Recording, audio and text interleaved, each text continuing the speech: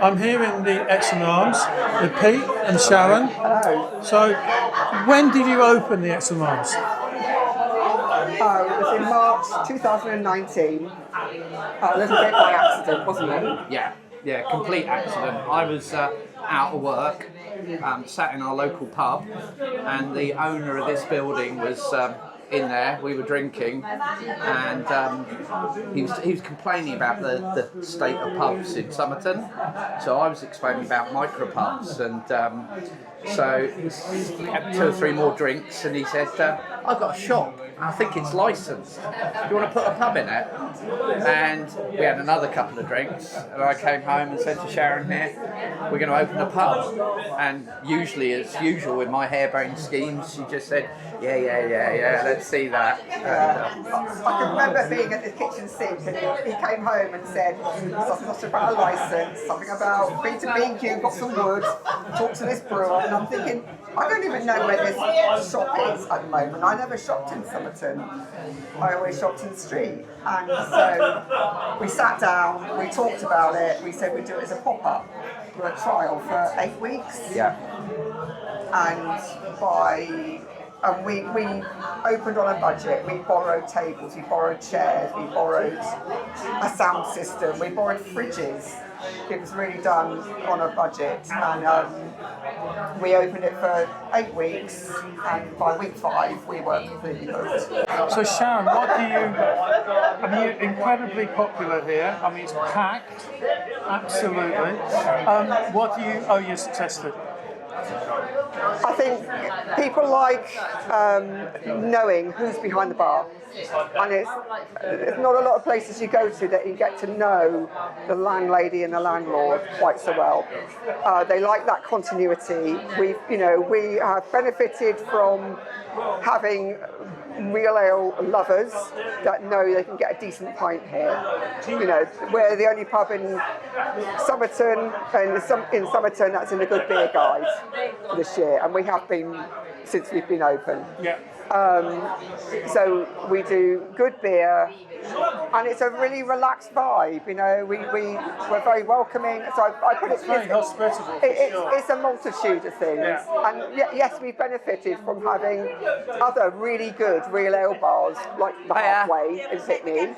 Yes. So people can quite often walk out. They get a bus out or walk out to Pitney and have a few beers there, and they can get a bus back. And we're like the halfway in town. You don't have to drive anywhere. And I think also what helped us was becoming part of the community. We've won Community Business of the Year 2 years, not last year and the year before.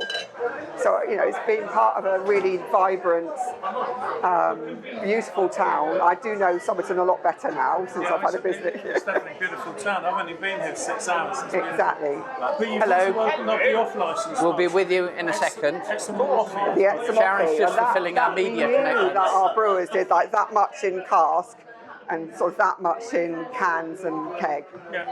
So 2 years in, we've been open a year and then we had to shut for nearly a year because of COVID.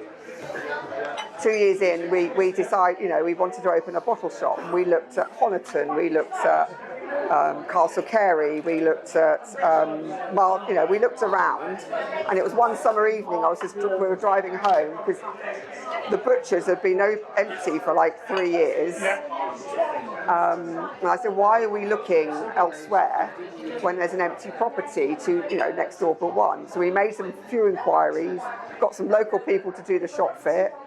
And we put brown paper on the windows to create mystery, and then our builders kept the door open the whole time while they were working, so everybody knew what was going on. So, and it's nice, we hear all the time about all the pubs closing up and down the country, and you basically opened up a pub. Yeah. So, do you think this is the future? It's about low-scale microbreweries and micropubs rather than going for the massive groups? Yeah, I think there's definitely a place for the micro pub, for sure. We were one of the first ones to open up in our area, South Somerset sort of thing. So yeah, there's definitely a place. And it's what every weekend we're getting new customers, and a lot of people say, wish we had the Etsome Arms where we lived, and there's an app, Never Spoons, you can go on and you can find these places, and there's a real desire, but it's we're lucky that we can use this space for what we needed, And what the community wanted as well. There's space in this town for all of us. Yeah. There's 4 other pubs. They all do different things. They all got different clientele, and there's a space for all of us. So we don't see anybody else as competition. We roll out our store and stick to it. And you were a teacher. I was a teacher.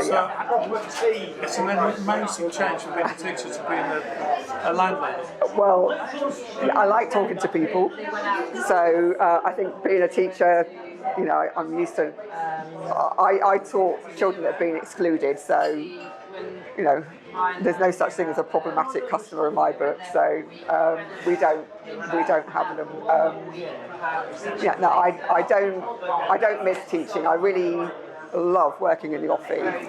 I get a real buzz from selling, and my dad was a salesman, so I feel like I'm channeling my inner dad.